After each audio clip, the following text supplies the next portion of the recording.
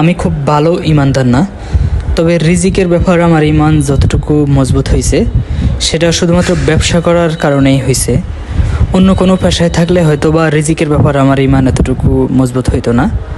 আসলে রিজিক যে এতটা রহস্যময়, একটা জোয়ার বাটার মতো, এটা আসলে কখনো আমি ব্যবসা না করলে, অন্য কোনো পেশায় থাকলে কখনোই বুঝতাম না। এই আসতেছে আসতেছে আসতেছে আবার এই হুট করে পড়ে যায়। রিজিক আসলে এরকম জিনিস। রিজিক হচ্ছে একবারে মানে জোয়ার বাটার মতো।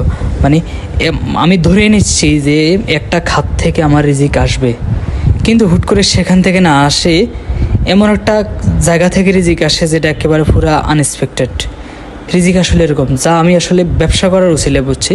আর ব্যবসা আসলে না খুব একটা মানসিক যন্ত্রণা অতিরিক্ত, যারা ব্যবসা না করবে তারা বুঝবে না। আর এত মানসিক যন্ত্রণার মধ্যেও একটা জায়গার শান্তি আছে। শান্তিটা হচ্ছে শতভাগ হালালভাবে অর্থ উপার্জন করার জন্য সবচেয়ে সেরা মাধ্যম হচ্ছে ব্যবসা করা।